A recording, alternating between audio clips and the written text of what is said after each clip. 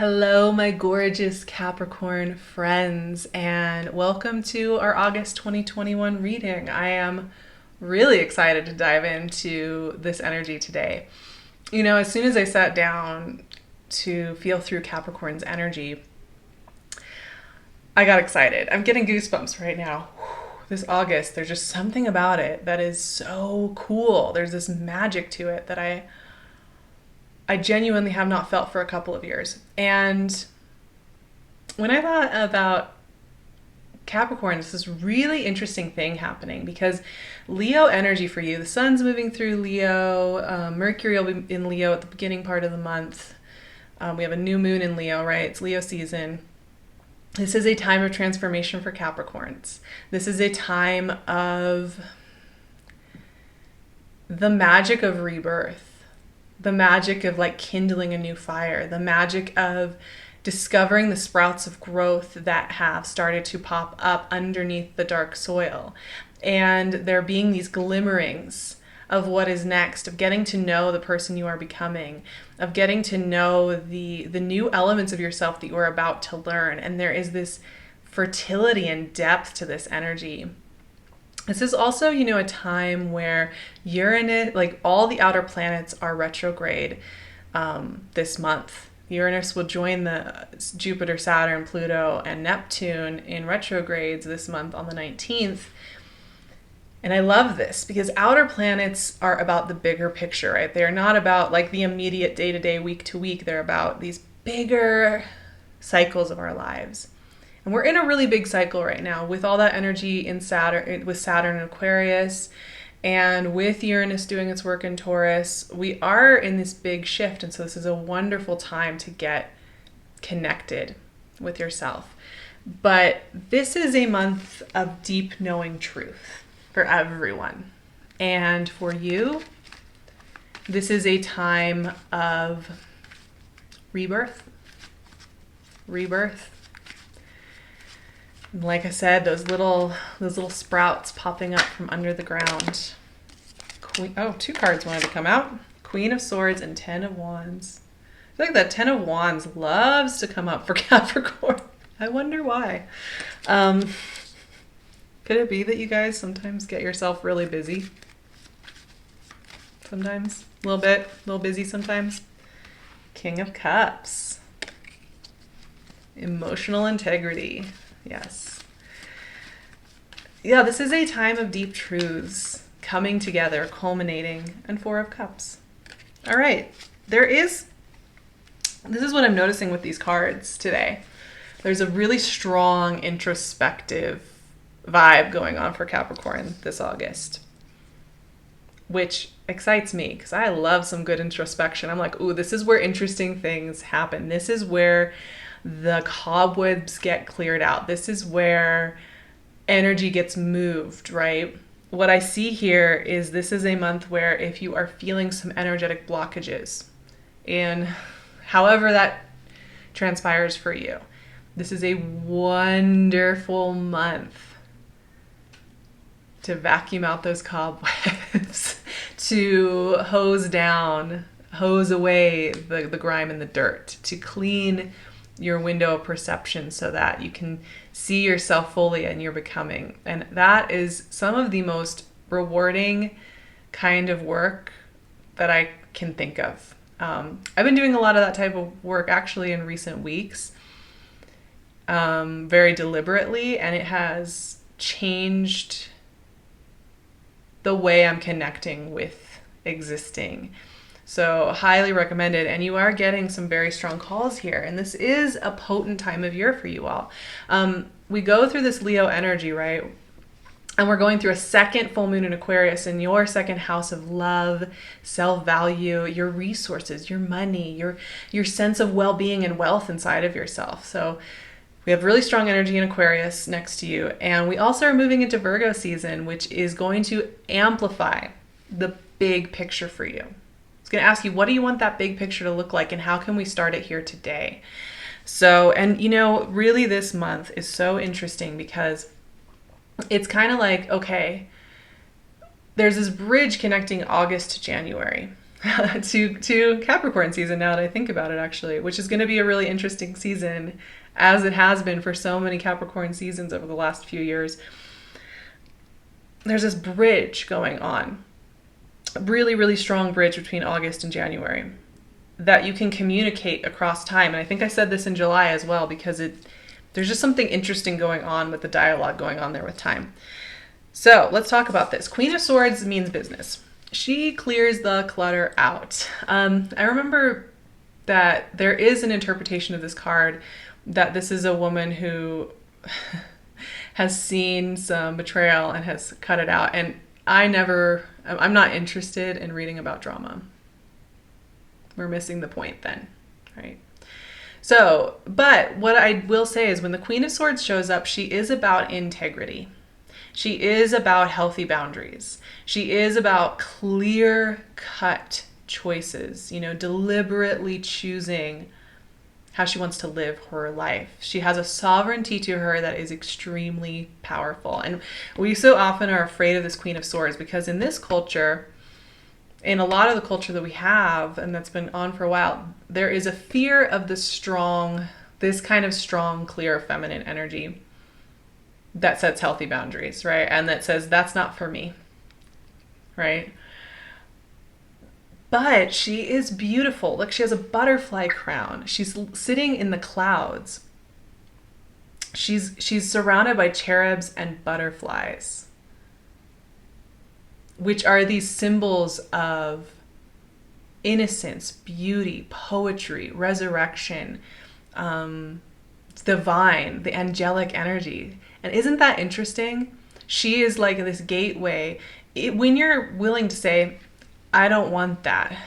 I'm ready to let that go. I'm ready to say, not today.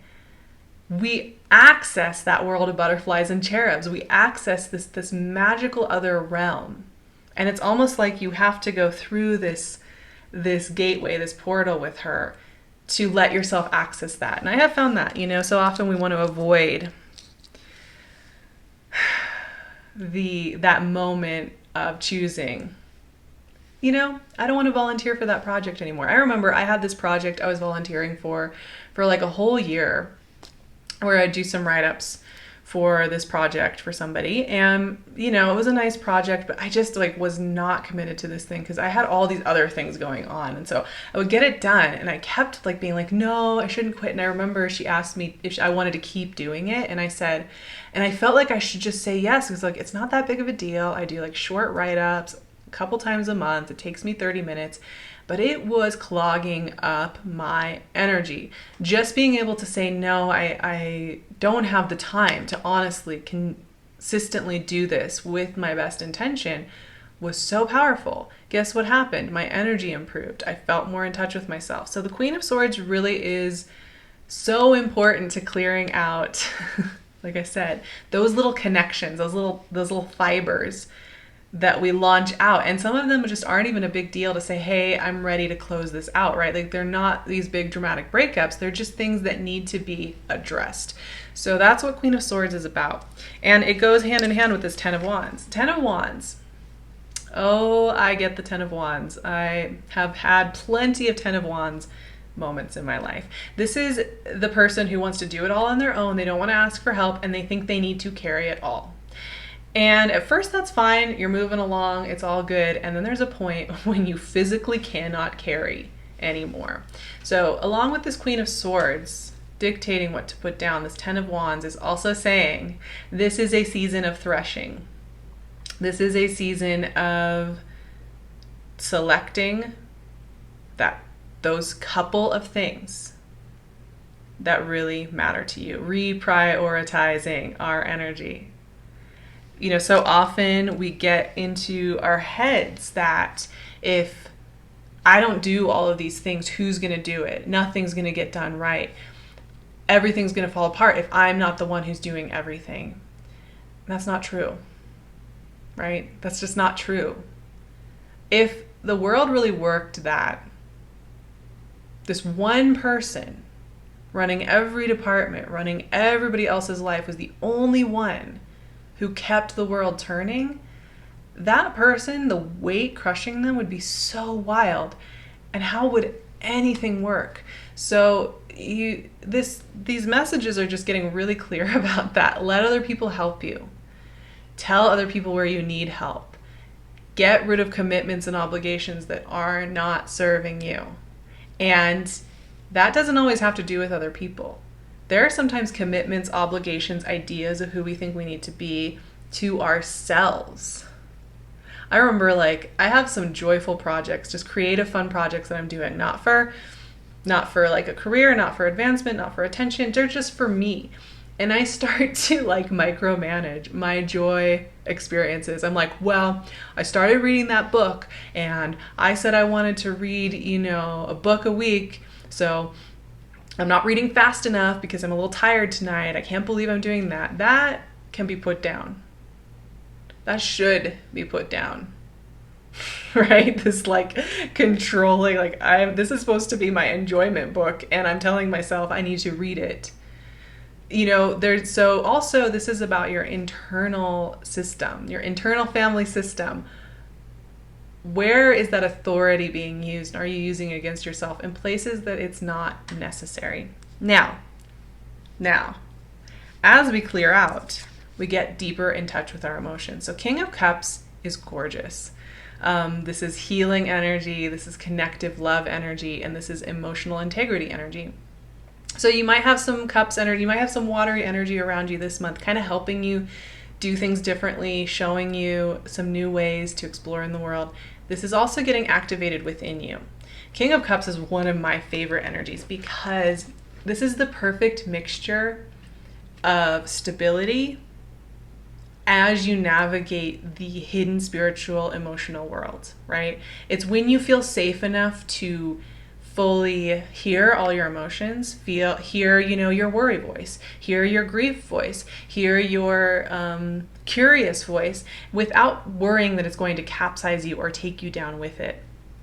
And this is possibly, I think, the most important life skill we can have, is to feel safe enough within ourselves to let each of those parts of ourselves be expressed and felt.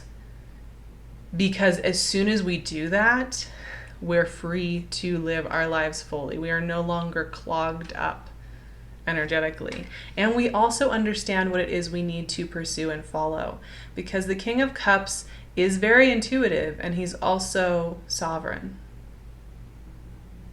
He also knows this is what you need to follow. This is where you need to go next. It's time to commit fully to what that is. It's funny to end with the Four of Cups, I have to admit. This is an important part of the process, is what I will say with Four of Cups. The Four of Cups is a rest point. It is an integration point. It is a point in the journey where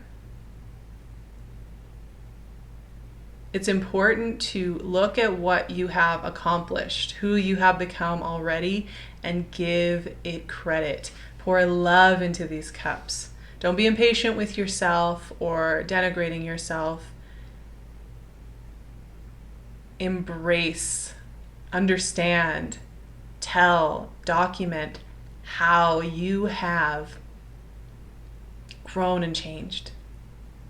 What tools are you taking forward with you as we set this table, as we set these intentions for this bridge into the next year? Because it's coming. And there's no day like today to clear up the clutter and feel our emotions fully. These are the gateways into which we find deeper connection, better relationships with those in our lives, and answers to where we want to go next on the journey. So you've got, like, honestly, I'll admit it, Capricorn, these are some stern energies, but they are so loving. It really makes me think of like really strong inner parenting. And I remember on my Patreon, I think last month, when we were working with the Capricorn full moon, I did an activation where I talked about activating a divine inner parent that isn't based on like cultural archetype of parent, but is the divine parent that you want, is the divine parent that you want to activate for yourself, that helps you feel secure, that helps you feel clear, that helps you set those boundaries, that helps you feel safe no matter what. And I would say this month, it's like, Capricorn, you have a divine linkage to strong inner parenting, but like, what does your divine inner parent look like? What would your inner divine parent do for you? Make sure that you are doing for you in this month. What would your inner divine parent say about some commitments or some projects or some standards you have for yourself that are hurting and cutting? What would that divine inner parent say? I think it would be a really great idea this month for you all to have a journal dialogue with that divine inner parent. Hear what it is trying to tell you about the boundaries that you want to set and the projects you want to initiate, and where you should respect all the growth you've had, because you're going to find that that inner parent's going to give you amazing, to the point, clear inner guidance. And then what happens? And here's the thing that I don't think I emphasized enough in this reading. If you're willing to show up to each of these things that I've just said, there was like 4 different things. 1, set healthy boundaries. 2, put down what you do not need to carry. 3, let yourself feel all of your emotions and connect with each of those aspects of self. 4, give yourself credit for who you have become and how much you have learned. If you do those things and you let that divine inner parent guide you, this month will show you ways to move forward that are going to blow your mind. And these different assignments don't need to take over your day every day, 24 hours a day for all of August. These things can be accomplished in 10-minute segments. Little sit downs with yourself each day. That's it. It'll be done.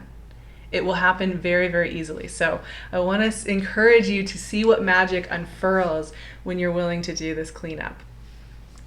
I am going to toast you with my sparkling water here.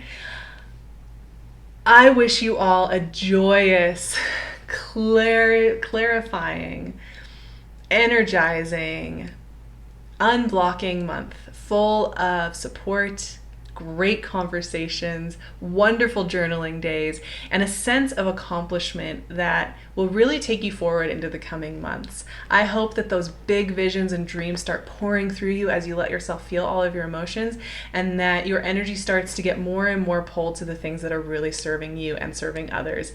And I am just wishing you a joyful month of August as you transform and bring about the power of your energy in your life. I love you all so much, and happy August.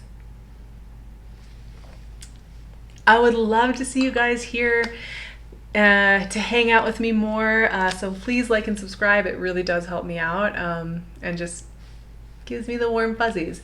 You can also find me on Patreon, where I am always giving weekly advice to help us through each week and to feel more in tune with it all. It's a great way for me to give you support, and also talking about my personal journey just as a human, figuring out what I'm doing in this life. So I'd love to see you there, and on Instagram. So I'll leave all my links below, and I'm sending you all so much love. Have a gorgeous August, my Capricorn friends.